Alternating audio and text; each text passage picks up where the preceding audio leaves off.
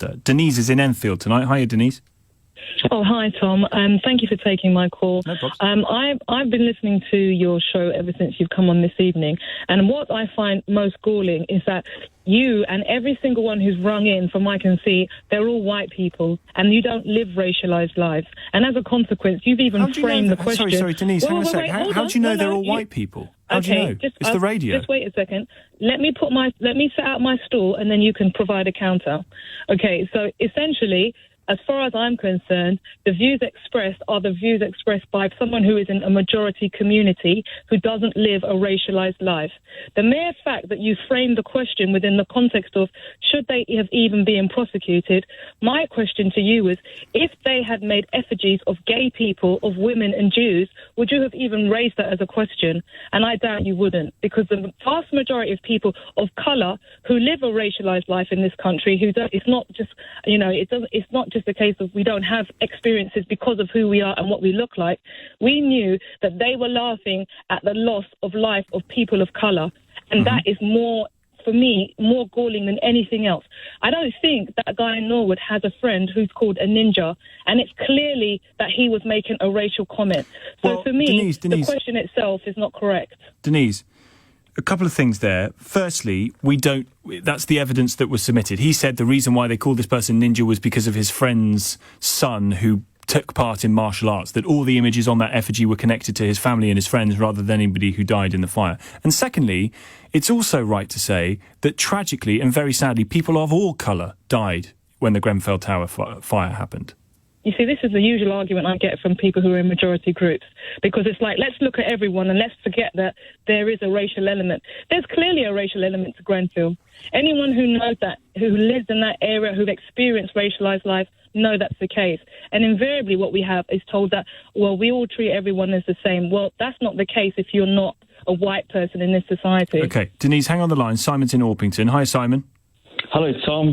Good to speak with you. Tom, I was phoning in to make one point, but hearing Denise, I don't think my point is valid anymore, because she's going to invalidate my point based on the colour of my skin. You're a white man. Tom, I'm a white man. Denise, is that okay that I'm a white guy? I'm not going to respond. Please make your point and I can respond if you have one. Okay, well, I think Tom is chairing the show.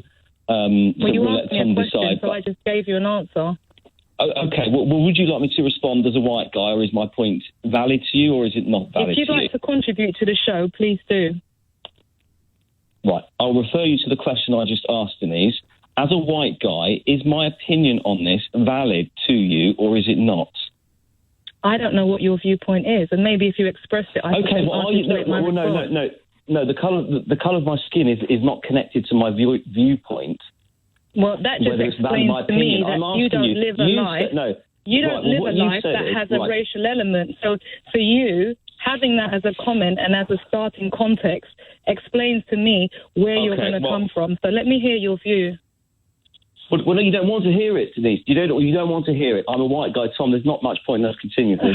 Denise has said she doesn't think that people of white colour should be ringing in and having an opinion on this. You completely misrepresenting me, and you're not listening either. I'm not sure, Simon, to be fair. I'm not sure, someone Denise... who's a bit fragile and didn't like what I said. So I think it's just best if you just make your point as opposed to trying to create some unnecessary drama. What is your viewpoint? Go on, Simon. OK. Tom, my viewpoint on this is I am pleased he has been cleared. I wish he had been cleared. It wasn't because of the poor performance of the CPS, but I'm glad he has been cleared. Offence is not a crime. I think, now I'm talking to you now because Denise doesn't want to hear this, but I think, Tom, it was incredibly poor taste. I wouldn't want to associate with this guy, and I'm sure you wouldn't either. But what he does between his friends is up to him, and it's nothing to do with us. As I say, offence is not a crime. Do we really want to be living in a police state where if the CPS had their things in order, this guy could have been jailed up for 15 the thing weeks. is, you can't just say that what happens behind closed doors in the privacy of someone's home cannot be a criminal offence, because clearly there are crimes that take place in private property behind closed doors that need to be prosecuted for the benefit of wider society. And the judgment call has to be made in those cases which are grossly offensive and do more damage to the public. You have to weigh up the public interest about whether or not it's right to prosecute. Your view is it's not. Right.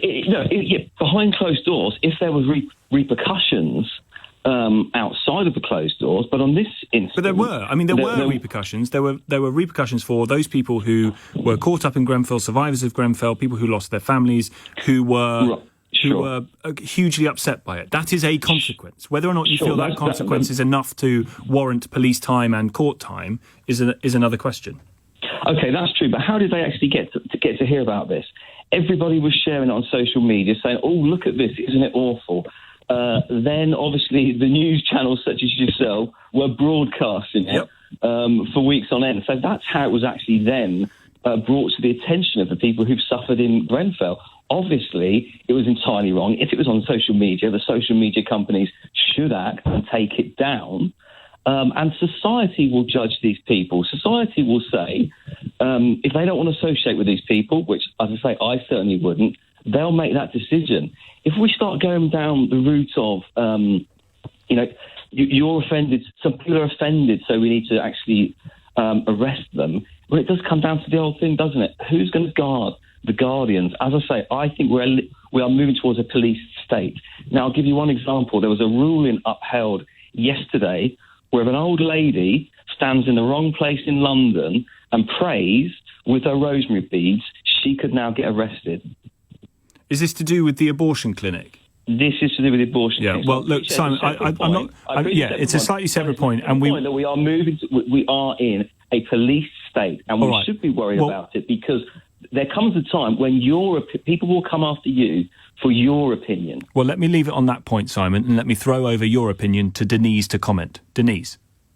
Okay, I think Simon's response is indicative of a mindset whereby particular life experiences are alien to him and to his entire circle.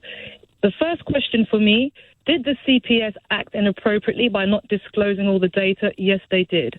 My second point is, if those people, just a moment, if the people who had been depicted in the man's effigy were of a different group, if they were women, if they were Jewish, if they were gay, would the question even be countenanced whether or not there should have been a prosecution? And my argument was that it wouldn't have even been a question, because we would have already accepted that it was nothing. We had to go for a prosecution. And this would not be the nature of this phone-in. Because we value the lives of people of colour. Because there is a hierarchy of equality. That's what I mean.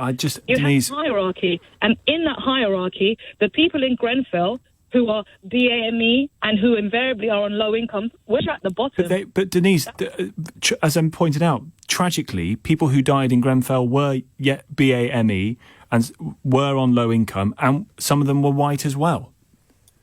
I thank you for your call. Simon, thank you to you. 0345 6060 973. More of your calls in just a moment. Plus, Boris